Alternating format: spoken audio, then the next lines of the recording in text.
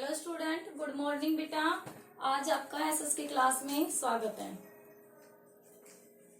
आज मैं आपको 10th क्लास का फर्स्ट चैप्टर है ज्योग्राफी का संसाधन एवं विकास। संसाधन क्या होता है बेटा? हमारे पर्यावरण में प्रत्येक वस्तु जो हमारी आवश्यकताओं की पूर्ति करता है उसे हम क्या कहते हैं?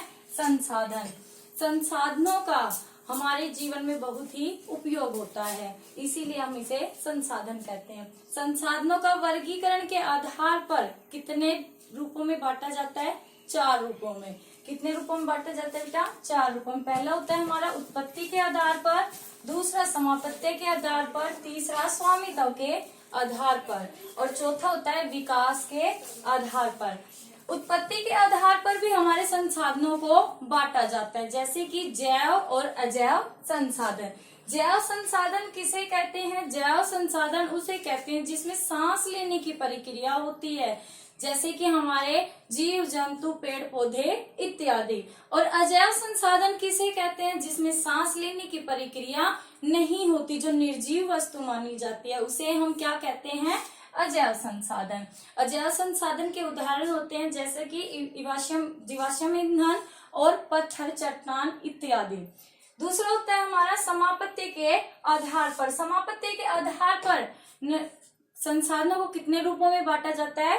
2 रूपों में बांटा जाता है। नंबर 1 नवीकरणीय और दूसरा होता है अनवीकरणीय। नवीकरणीय संसाधन क्या होता है कि हम हमारे जीवन में बार बार प्रयोग करते हैं, उसे हम क्या कहते हैं? नवीकरणीय संसाधन। और अनवीकरणीय संसाधन क्या होता है? जिसे हम एक बार उपयोग करने के बाद लंबे समय तक हमें उसे उपयोग नहीं कर सकते और फिर उसे कई सालों बाद उपयोग में लाया जाता है, उसे हम क्या कहते हैं? अनवीकरणीय संसाधन। तीसरा हमारा है समापत्ति के आधार पर। अब देखो इन दोनों के पे उत्पत्ति के आधार पर भी 2 थे, समापत्ति के आधार पर भी 2 थे और स्वामित्व के आधार पर 4 प्रकार के होते हैं। कितने प्रकार के होते हैं? 4 प्रकार के। नंबर 1 व्यक्तिगत, दूसरा समुदाय, तीसरा राष्ट्रीय, अंतरराष्ट्रीय। व्यक्तिगत संसाधन क्या होते हैं? व्यक्तिगत संसाधन वे होते हैं जिनका निर्माण व्यक्ति करता है, उसे हम व्यक्ति संसाधन कहते हैं, जैसे कि इमारतें। दूसरा है हमारा सामुदायिक संसाधन। सामुदायिक संसाधन क्या होता है? सामुदायिक संसाधन ये होता है किसी एक का अधिकार न होकर किसी पूरे यानी कि पूरे गांव का अधिकार होता है, उसे हम सामुदायिक संसाधन कहते हैं।